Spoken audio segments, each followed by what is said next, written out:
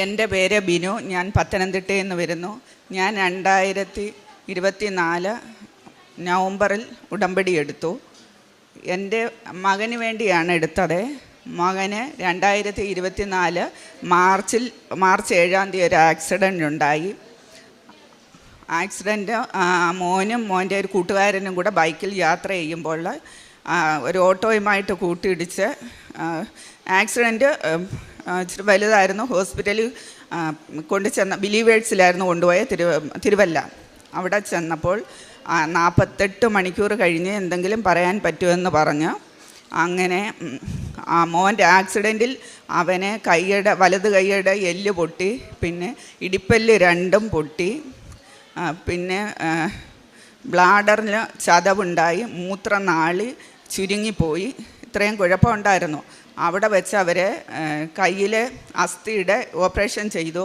പിന്നെ ഇടിപ്പല്ലിന് ബെൽറ്റിട്ട് അത് റെസ്റ്റ് എടുക്കാൻ പറഞ്ഞു.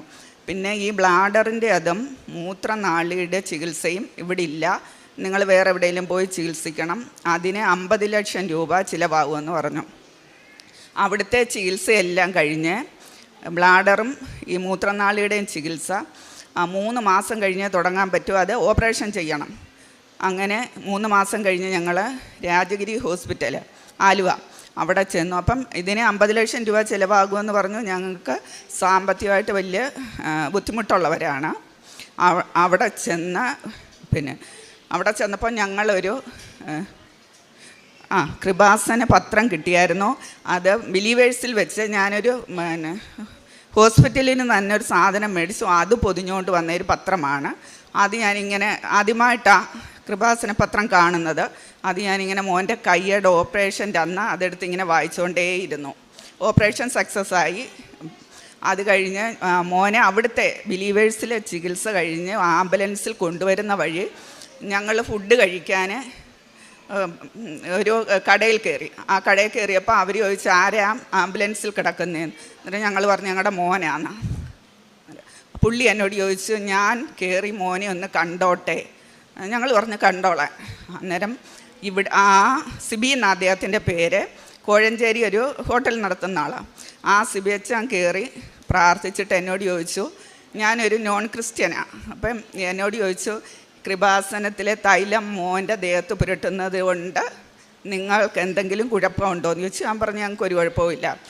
അങ്ങനെ അത് പുരട്ടി പ്രാർത്ഥിച്ചിട്ട് ഒരാഴ്ച കഴിഞ്ഞ് സിബിച്ചൻ എൻ്റെ കയ്യിൽ നിന്ന് നമ്പർ മേടിച്ചിട്ട് പറഞ്ഞു ഞാൻ വീട്ടിലൊന്ന് വന്നോട്ടെ എന്ന്. ഞാൻ പറഞ്ഞു വന്നോ. അങ്ങനെ അപ്പം മോൻ്റെ അവസ്ഥയെന്ന് പറഞ്ഞാൽ മോൻ നടക്കത്തില്ല, ഒറ്റ കിടപ്പാണ്. മൂത്രം പോകുന്ന വയറ് കിഴിച്ച് ട്യൂബിട്ടേക്കുക. അങ്ങനെ കിടന്ന പുള്ളി വന്ന് പ്രാർത്ഥിച്ചു. അപ്പം പുള്ളിയുടെ ഒരു ഫ്രണ്ടും കൂടെ വന്ന്, സന്ദീപ് ബ്രദർ, 2 പേരും കൂടെ വന്ന് പ്രാർത്ഥിച്ചിട്ട് 4 മാസം കഴിഞ്ഞ് മോൻ്റെ ബ്ലാഡറിൻ്റെയും പിന്നെ മറ്റുള്ള ചികിത്സ തുടങ്ങാൻ പറ്റുള്ളൂ. അപ്പം ഈ ബ്രദർ എന്നോട് പറഞ്ഞു ഞാൻ ബിനുവിനോട് പറയുന്നത് പോലെ ചെയ്യണം, ഞാൻ എന്നും വചനം ഇട്ട് തരാം, അതെന്നും പ്രാർത്ഥിക്കണമെന്ന്. അങ്ങനെ വചനം ഇട്ട് തന്നു. അത് പ്രാർത്ഥിച്ചു. പിന്നെ വിശ്വാസ പ്രമാണം ഞാനിവിടെ വന്ന് ഉടമ്പടി എടുത്തിട്ടില്ല. അപ്പം പുള്ളി അതെനിക്ക് മൊബൈലിൽ ഇട്ട് തന്നു. ഞാൻ എപ്പോൾ എവിടെ പോകുമ്പോഴും അത് പ്രാർത്ഥിച്ചു കൊണ്ടേ പോകാവൂ എന്ന് പറഞ്ഞു. അങ്ങനെ ദിവസവും വചനവും കേട്ട് ഈ പ്രാർത്ഥനയും ചൊല്ലിപ്പോയി ഹോസ്പിറ്റലിൽ ചെന്നു. ഓപ്പറേഷന് ഡേറ്റ് നിശ്ചയിച്ചു. ഓപ്പറേഷൻ തിയേറ്ററിൽ കയറ്റിയപ്പോഴേ ബ്രദർ ഇങ്ങനെ വചനം ഇട്ട് വന്നുകൊണ്ടിരിക്കുക. അതിങ്ങനെ വായിച്ചുകൊണ്ടേ ഇരിക്കാൻ പറഞ്ഞു. ഞങ്ങളിങ്ങനെ പുറത്ത് വെയിറ്റ് ചെയ്തപ്പം ഡോക്ടർ വന്ന് പറഞ്ഞു നിങ്ങൾ ഓപ്പറേഷൻ തിയേറ്ററിൻ്റെ അവിടെ നിൽക്കണ്ട, നിങ്ങളുടെ റൂമിൽ തന്നെ പോയിരുന്നോളാം. ഞങ്ങളങ്ങനെ പോയി റൂമിലിരുന്നു. അപ്പോഴീ വചനങ്ങൾ ഇങ്ങനെ പ്രാർത്ഥിച്ചുകൊണ്ടേയിരുന്നു. ഒരു 1/2 മണിക്കൂർ കഴിഞ്ഞപ്പം ഞങ്ങളുടെ റൂമിൽ പിന്നെ ഫോണിലോട്ട് വലിയ അടിക്കുന്നു. ഇതുപോലെ മോൻ്റെ ആൾക്കാർ അവിടോട്ട് ഓപ്പറേഷൻ തിയേറ്ററിൻ്റെ അടുത്തോട്ട് എല്ലാം പറഞ്ഞു. അവിടെ ചെന്നപ്പം മോനെ ഓപ്പറേഷൻ ഇതായിട്ടില്ല, നമുക്ക് 2 ആഴ്ച നോർമലായിട്ട് മൂത്രം പോകുന്നോ എന്നൊന്ന് നോർമൽ രീതിയിൽ ട്യൂബ് ഇട്ടു, വയറിലൂടെയുള്ള ട്യൂബ്, അങ്ങനെ 2 ട്യൂബ് 2 ആഴ്ച ഇട്ടാമെന്ന് പറഞ്ഞു. എന്നിട്ട് നമുക്ക് എന്താണെന്ന് വെച്ചാൽ ചെയ്യാമെന്ന് പറഞ്ഞ് അങ്ങനെ മോനെ റൂമിൽ കൊണ്ടുവന്നപ്പം സാധാരണ നോർമൽ രീതിയിലുള്ള ആ ബാഗിനകത്താണ് മൂത്രം കൂടുതലും വന്നുകൊണ്ടിരിക്കുന്നത്. വയറ് കിഴിച്ചുള്ള ട്യൂബ്, ആ ബാഗിലൂടെയല്ല മൂത്രം കൂടുതൽ, നോർമൽ രീതിയിലുള്ള ട്യൂബിലൂടെ മൂത്രം വന്ന് അങ്ങനെ ഒരാഴ്ചത്തെ ചികിത്സ കഴിഞ്ഞ് ഞങ്ങൾ അവിടുന്ന് പോയിരുന്നു. അപ്പം ആ ബ്രദർ എന്നോട് പറഞ്ഞു വന്നാൽ ഉടനെ വന്ന് ഉടമ്പടി എടുക്കണമെന്ന്. അപ്പം ഈ മോൻ ഒറ്റ കിടപ്പാണ്, നമ്മൾ ഫുഡ് വാരി കൊടുക്കണം, എല്ലാം നമ്മൾ തന്നെ ചെയ്യണം. അങ്ങനെ എനിക്ക് വരാൻ പറ്റിയത് നവംബറിലാണ്. അങ്ങനെ ഞാൻ വന്നു. നടക്കാത്ത മോൻ ഇപ്പം. എൻ്റെ പേര് കണ്ണൻ എന്നാണ്, പന്തട്ടയാണ് സ്ഥലം. എനിക്ക് ആക്സിഡൻ്റ് ആയത് മാർച്ച് 7-ാം തീയതിയാണ് ആക്സിഡൻ്റ് ആയത്. അമ്മ പറയുന്നത് കേട്ടിട്ടുണ്ട്, ആക്സിഡൻ്റ് ആയ സമയത്ത് ഡോക്ടർമാരെല്ലാം അമ്മയുടെ അച്ഛനോടും പറഞ്ഞായിരുന്നു 48 മണിക്കൂർ അപ്പുറം പോകത്തില്ലെന്ന് പറഞ്ഞായിരുന്നു. എൻ്റെ പെങ്ങൾ വെളിയിൽ പുള്ളിക്കാരിയൊക്കെ വിളിച്ച് കാണിച്ചോ, അതിനപ്പുറം പോകത്തില്ല, ജീവിച്ചിരിക്കത്തില്ലെന്നൊക്കെ പറഞ്ഞായിരുന്നു. പക്ഷേ ഈ ബ്രദറിനെ കണ്ടെന്ന് പറഞ്ഞില്ലേ അമ്മ, അതിൽ പിന്നെ ഈ മാതാവിൻ്റെ സാന്നിധ്യം എൻ്റെ ജീവിതത്തിൽ ഉണ്ടായത് പിന്നെ എല്ലാ കാര്യങ്ങളും നല്ല രീതിക്കാണ് പൊയ്ക്കൊണ്ടിരുന്നത്.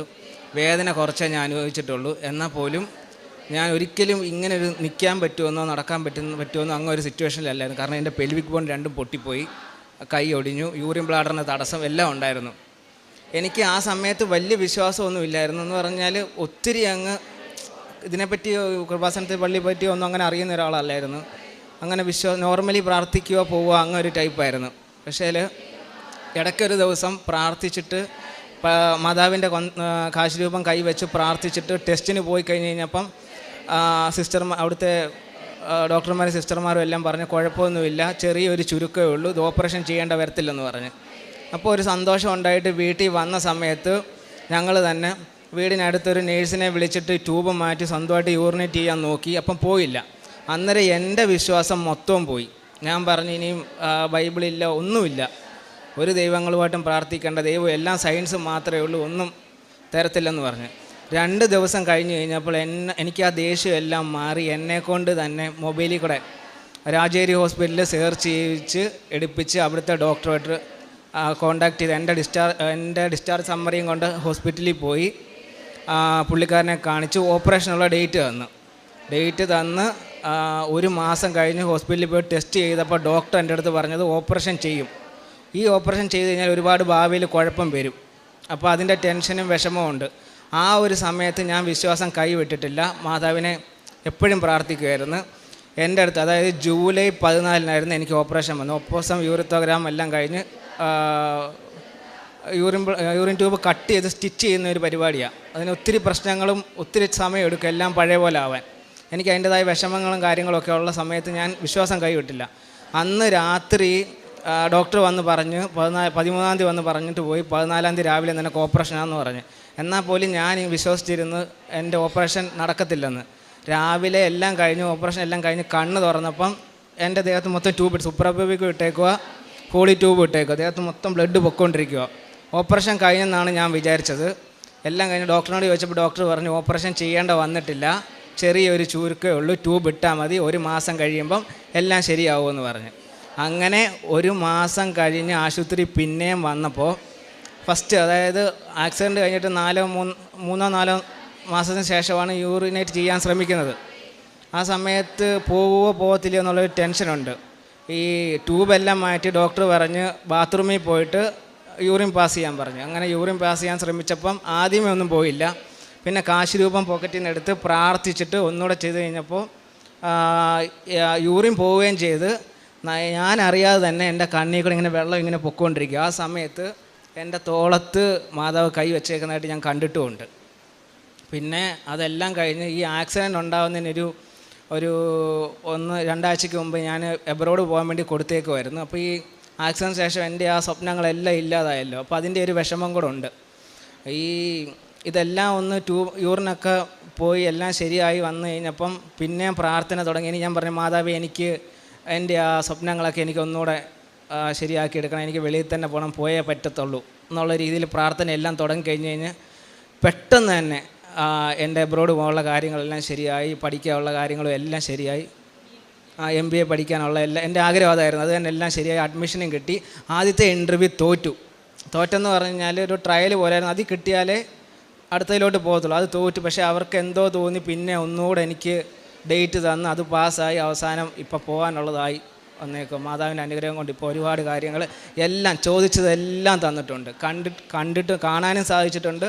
ചോദിച്ചതെല്ലാം തന്നിട്ടുമുണ്ട്. ഇടയ്ക്കിടയ്ക്ക് മനസ്സിൽ പറയും നന്മ മാത്രം ചെയ്യുക, വേറെ ഒന്നും ചെയ്യരുതെന്ന് പറയും. ഇപ്പോൾ എൻ്റെ ഭാഗത്തുനിന്ന് ഞാനിപ്പം ഇടയ്ക്ക് കൂട്ടുകാരുമായിട്ട് ഇങ്ങനെ അലച്ചും വച്ചൊക്കെ സംസാരിക്കുമ്പോഴാണെങ്കിൽ പോലും പിന്നെ ഞാൻ ഒറ്റയ്ക്കിരിക്കുന്ന നിമിഷങ്ങളിൽ പറയും എപ്പോഴും നീ ശാന്തമായിട്ടിരിക്കുക, ഒരു പ്രശ്നത്തിനും പോകരുത്, നല്ല രീതിയിൽ തന്നെ ജീവിക്കുക, നല്ലത് തന്നെ ചെയ്ത് മുന്നോട്ട് പോകുക എന്ന് പറഞ്ഞിട്ടുണ്ട്. അങ്ങനെ ഒരുപാട് ദർശനങ്ങളും കാര്യങ്ങളും ഒരുപാട് അനുഗ്രഹങ്ങളും മാതാവിൻ്റേതായിട്ട് കിട്ടിയിട്ടുണ്ട്.